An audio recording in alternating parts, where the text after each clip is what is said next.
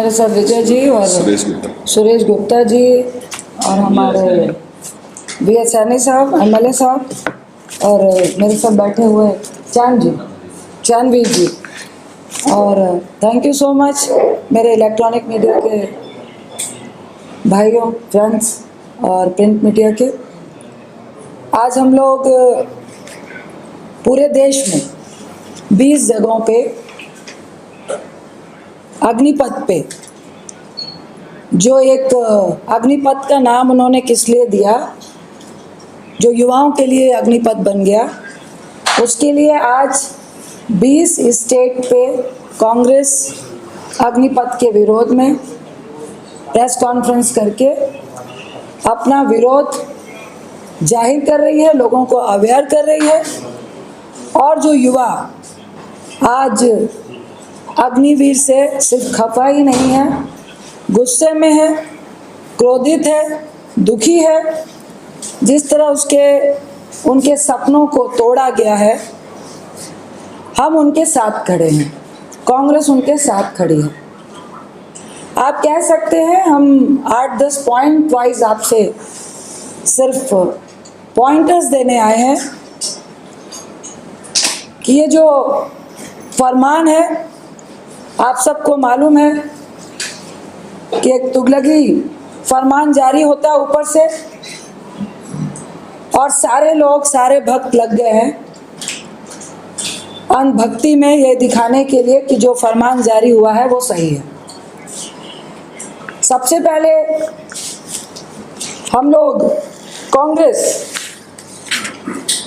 अग्निपथ की जो बात युवाओं के साथ है, वो सबसे बड़ा विश्वासघात है। दूसरी बात, बीजेपी का नारा था 1 रैंक 1 पेंशन। नतीजा क्या निकला? No rank no pension. Congress ने संकल्प लिया है कि हम अपनी सेना को, फौज को किसी भी हालात में कमजोर नहीं होने देंगे। हम कोई भी समझौता अग्निपथ के लिए नहीं करेंगे। कांग्रेस का निर्णय है, जब तक अग्निपथ को वापस नहीं लिया जाता है, सरकार अपनी योजना को वापस नहीं लेती है, लगातार सत्याग्रह के माध्यम से, शांति के सत्याग्रह से कांग्रेस लगातार विरोध करेगी। और हम किसी भी संशोधन का, अमेंडमेंट की बात नहीं मानने वाले हैं। कांग्रेस अडिग है, युवाओं के साथ है कि सबसे पहले सरकार को अग्निपथ वापस लेना चाहिए, उसके बाद ही विचार विमर्श हो, एक्सपर्ट को बुलाएं, रिटायर्ड सेना के फौजियों को बुलाएं, ऑफिसर्स को बुलाएं, जितने भी रिटायर्ड ऑफिसर्स जो कह रहे हैं कि ये बहुत बड़ा बवंडर है, उन सबको बुलाएं। लेकिन पहला हमारा एक ही मांग है, अग्निपथ को वापस लिया जाए।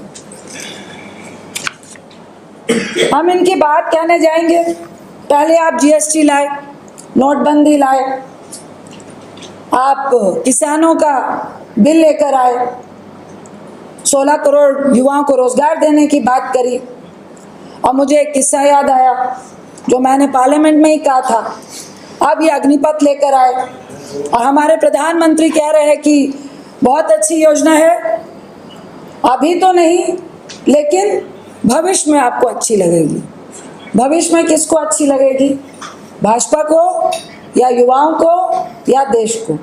आपको याद होगा, नोटबंदी हुई, मोदी साहब ने 55 दिन मांगे थे और कहा था कि अगर मैं सक्सेस नहीं हुआ तो मैं सड़क पे आऊंगा। उसके बाद वो हमारे प्रधानमंत्री हैं, मैं आगे नहीं बोलूंगी। अब मोदी साहब से पूछिएगा कि उन्होंने क्या किया।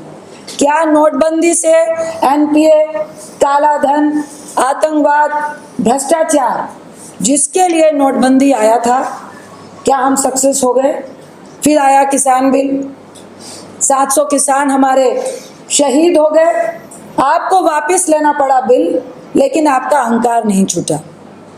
हम आपसे आग्रह कर रहे हैं कि प्रधानमंत्री जी, आप सिर्फ भाजपा के या भक्तों के या अडानी के प्रधानमंत्री नहीं हैं, देश के हैं, देश के युवाओं के हैं, जिनको आपने नौकरी का वादा किया था और 8 साल के बाद जो झांसा और जुमला आपने अग्निपथ के नाम पे दिया है वो सरासर ढकोसला है। और सिर्फ इससे युवाओं को ही धोखा नहीं मिला है, हमारी सेना पे आघात है। हमारी सेना, जो आपके मंत्री कहते हैं कि युवा हो जाएगी और अच्छी हो जाएगी, ऑलरेडी हमारी सेना पूरे वर्ल्ड में सबसे बेस्ट सेना कहलाती है, चाहे आर्मी हो, नेवी हो, एयरफोर्स हो। उल्टा आप इसमें ठेकेदारी प्रथा लाके आप अपनी सेना को कहाँ लेके जाना चाहते हैं? आप कह रहे हैं हमारी सेना युवा होगी। मैं आपसे पूछती हूँ, भाजपा वालों से प्रश्न हम लोगों का कि कैसे युवा होगी? हमारी फौज में 15 लाख सैनिक हैं। आप हर साल 56,000 के करीब ठेकेदारी में कॉन्ट्रैक्ट बेस पे युवा को भर्ती करेंगे, जिसमें मात्र 25% 12,500 लोगों को आप स्थायी करेंगे। दूसरी तरफ लगभग 60 से 80 हजार हर साल आप रिक्त पदों को भरते थे, जो 3 साल से भर नहीं रहे हैं। एक तरफ 46,000 में 12,500 सालाना लेने से हमारी सेना कैसे युवा होगी? और दूसरी तरफ परमानेंट रिक्त स्थान आप बंद कर रहे हैं, तो हमारी सेना कहाँ से युवा होगी? तीसरी तरफ 30 साल के जो जवान परमवीर चक्र पा चुके हैं, अपनी वीरता के कारण आप उन पर भी शक दे रहे हैं, आप उनका भी अपमान कर रहे हैं। चौथी बात कि 15 लाख में जो हर साल आप कॉन्ट्रैक्ट बेस पे आप युवाओं को भर्ती करना चाहते हैं, तो आने वाले 10 से 15 साल में आप एक तरफ कह रहे हैं कि हमारी सेना मजबूत होगी, युवा होगी, आपके परमानेंट फौजी ही अगर आप कैलकुलेट करेंगे तो मात्र 6 से 7 लाख बचेंगे। तो हमारी तो परमानेंट जो रिक्त पद है वो ही सारे ठेकेदार में चले जाएंगे, कॉन्ट्रैक्ट में चले जाएंगे, तो हमारी तो सेना ऑलरेडी कमजोर हो जाएगी। तो युवा कहाँ से रहेगी, सक्षम कहाँ से रहेगी? तीसरी बात, इस बात में युवा क्या सोचता है? एक तरफ जो 3 सालों से तैयारियां कर रहा था परमानेंट जॉब के लिए, जो 15 से 17 साल की होती है, लगभग 5 लाख रुपए उस युवा को अपनी ट्रेनिंग में खर्च होते हैं, जो सरकार वहन नहीं करती है। आपके मंत्री कह रहे हैं 11 लाख रुपए मिलेंगे। 5 लाख खर्च के 11 लाख का झुंझुना आप 4 साल में उसको पकड़ाएंगे, कौन सा 3 मारेंगे? एक तरफ आप कह रहे हैं कि 8वीं और 10वीं पास युवा भी उस सेना में भर्ती हो सकता है, लेकिन आप दूसरी तरफ विपदा देखिए।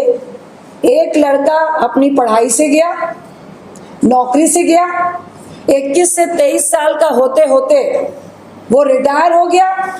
शादी से पहले वो रिटायर कहलाएगा, ना वो अब शिक्षा पा सकता है, ना वो कहीं और नौकरी कर सकता है।